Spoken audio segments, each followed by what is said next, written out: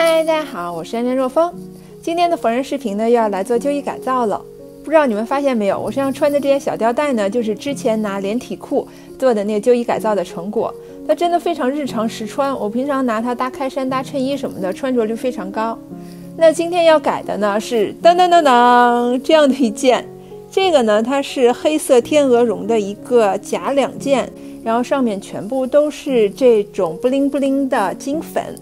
那这个衣服呢，看起来就很像是祖母辈会穿的衣服，就是穿着它呢，感觉你好像在偷穿奶奶姥姥的衣服。当然啦，没有任何说祖母不好的意思。如果我足够幸运的话，有一天我也可以成为一个祖母。但是就现阶段来说，看起来像祖母，显然不是我追求的目标。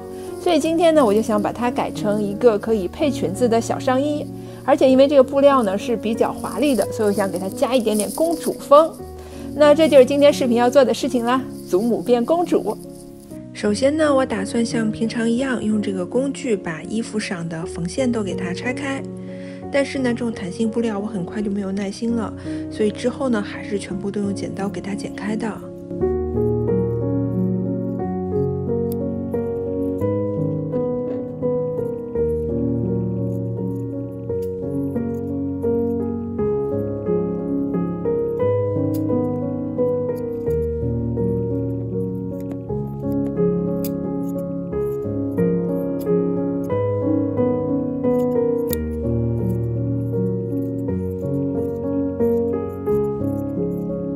这件衣服呢，已经完全被我剪成一片一片的布了。那现在就可以拿它当普通的布料来裁了。这次要用的板呢，是去年做那条花仙子公主裙时候打的上身部分的板。那现在就用这个板来裁布吧。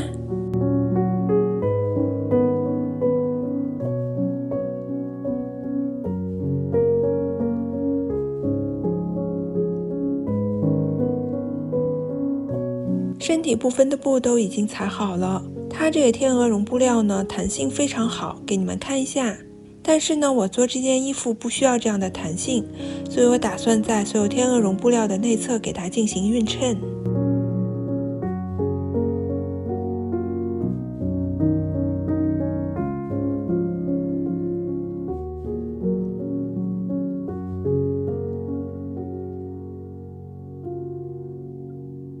我从布料堆里找了一些旧布料来给它做里子，如果这块不够的话，还有这块。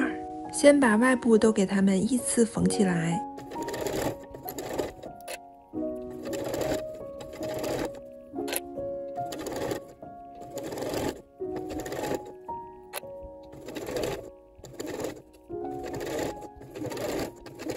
接下来就要给这件衣服上鱼骨了。我用的鱼骨呢，就是这种塑料的，可以直接拿缝纫机的针缝的。那首先呢，要把这个鱼骨给它熨平。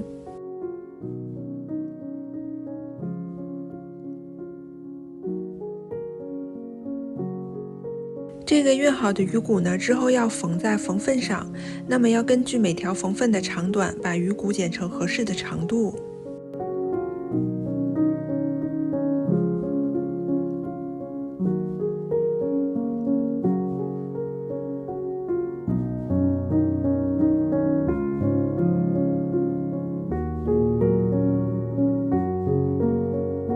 把它们都缝在对应的缝缝上。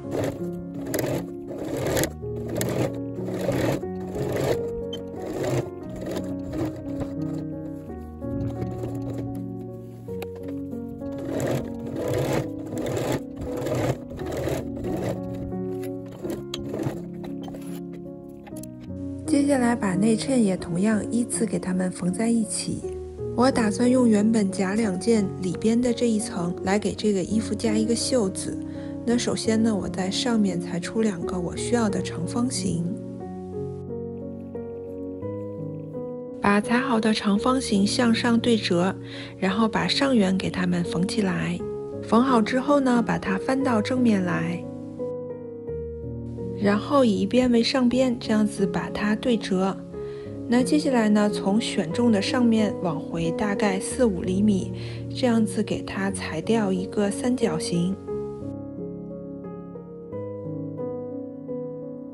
然后对2个斜边进行打褶。打褶的方法是把缝纫机的针脚调到最大，然后在要打褶的边缘给它压线。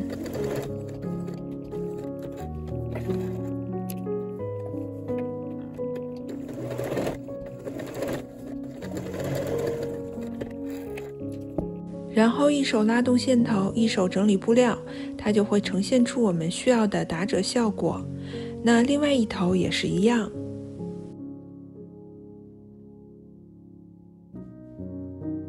把打好褶的袖子缝在侧缝线的两侧，把之前缝好的里子跟外部布料正面对在一起，从上缘缝起来，把袖子给它们夹在中间。做的有点辛苦。这件衣服呢，开始做之前，我想的就是一个非常轻松、非常放松的一个小工程。我想的大概2个中午就能做完，但是现在都已经第4天了，我还是没有做完它。主要原因呢，还是因为这个布料。因为天鹅绒布料呢，众所周知是一种非常难缝的布料，它又有弹性，然后又厚。虽然我已经给它加了衬，减少了它这个弹性的问题，但是依然呢，它非常的不好缝。尤其这个袖子的部分呢本身厚，我又给它做了打褶的处理，那结果呢，就光缝这个袖子就崩断了我2根针，然后其他呢还有好多意想不到的挣扎，就上头好多缝缝我都是给它挑开，然后又重新缝过。不过好在呢，现在算是应该完成90%了吧？你看我内衬也基本上缝好了，那剩下的呢就是在这个后背正中上拉锁了。这地方呢，我还考虑过要不要给它做成系带的设计，就类似束胸衣那种。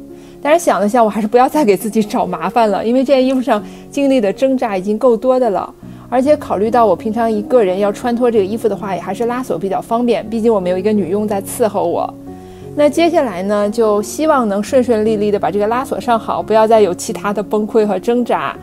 然后就希望这个成品能配得上经历过的所有这些挣扎吧。那现在先来上拉锁。首先呢，我要把拉锁的开口朝下，缝在外部的后中线上。把拉锁和外部缝在一起之后呢，把里子的毛边给它窝回去，然后手缝隐形针，缝在非常靠近拉锁锁齿的位置。那这样呢，之后拉锁周围就会非常干净，无论从里边还是外边都不会看到任何的毛边。那这一步做完呢，我们今天的旧衣改造就完成了。一起来看前后的对比吧。